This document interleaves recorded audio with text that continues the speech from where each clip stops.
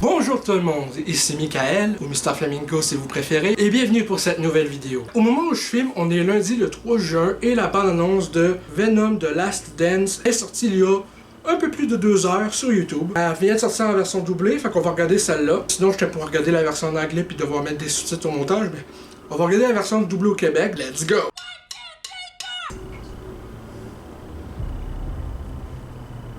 Je devrais sûrement vous prévenir que j'ai un côté vraiment très sombre et imprévisible. Arrête de parler. C'est pour vous donner une chance, mon trésor. Dis-moi quand. Maintenant.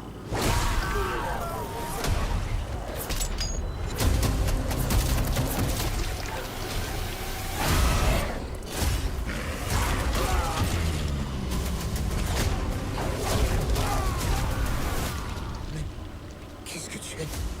Nous sommes Venom! Nous sommes... Venom! Non. Ouais, nous sommes... Venom! Ouais, mais c'est pas encore au point. Délicieux! Tu m'emmènes toujours dans les meilleurs endroits. Je crois que j'ai besoin de repos. On a toujours su que c'était impossible. On n'était pas tout seul dans l'univers.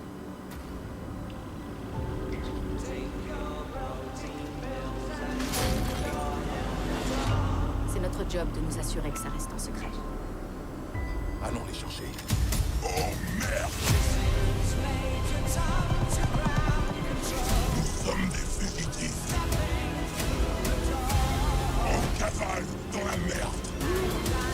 C'est la vie de rêve, mon vieux. Tu penses vraiment? Non! Lady Bro! Madame Chen! Ils doivent bien avoir une raison de nous traquer.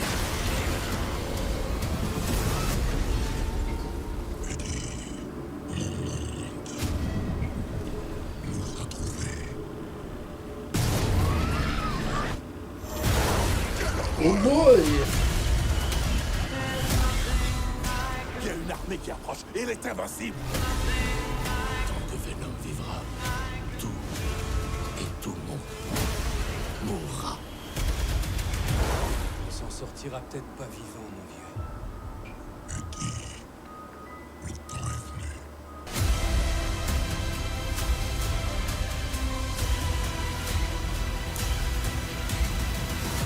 Dis-moi la vérité. À quelle vitesse tu crois que tu peux le faire courir sans le tuer? Il n'y a qu'une seule façon de le savoir.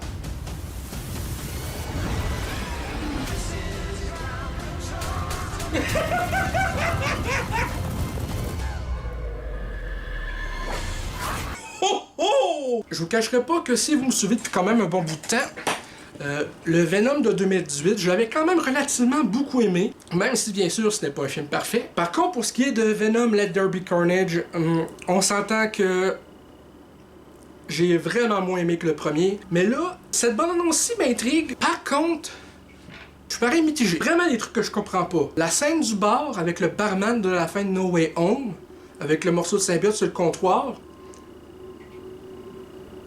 c'est supposé s'être passé ce bout-là dans le MCU. Alors si Eddie est revenu après ça dans son univers, pourquoi est-ce que le barman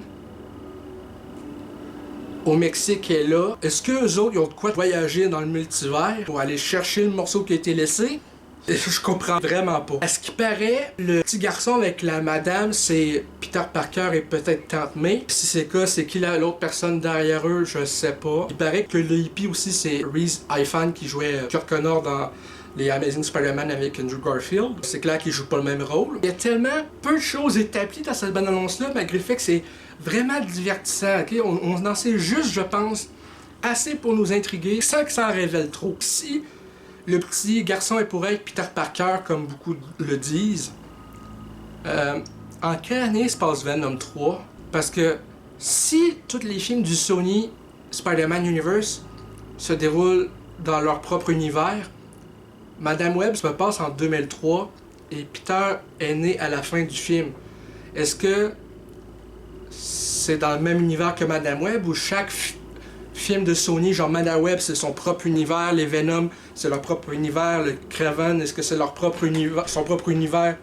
C'est tellement dur à dire. Est-ce que ça va être le même principe? Parce que ils disent après ça que El Muerto, qui est encore en développement, va être aussi un stand-alone. Mais est-ce que pour eux autres, stand-alone, ça veut dire qu'ils sont dans leur propre univers distinct ou sont un stand-alone mais dans le même univers, puis qui sont se relier sur tout l'univers relié, genre ensemble? J'espère qu'on va en savoir un peu plus une fois qu'on va pouvoir voir le film aux alentours de quoi, le 24 octobre prochain. J'ai très hâte d'aller le voir. Pareil nerveux parce que c'est écrit et réalisé par Kelly Marcel, qui a également écrit les deux premiers. Là, c'est son premier film en tant que réalisatrice, mais niveau réalisation, je suis convaincu, ça... C'est pas ça le problème, c'est que le problème, c'est qu'elle a écrit les deux premiers, et les deux premiers, c'était... Tu sais, les deux premiers, c'est pas des chefs-d'œuvre. Sachant aussi qu'elle a écrit 50 Shades of Grey, le film. Je suis très nerveux. Bref, ça va être tout pour cette vidéo. J'espère que ça vous a plu. Si c'est le cas, n'hésitez pas à me le dire dans les commentaires, à laisser un petit like, ça fait toujours plaisir, et un abonnement à ma chaîne pour de nouvelles vidéos dès que possible. Sur ce site, c'est Michael, et je vous dis à la prochaine. Peace and love.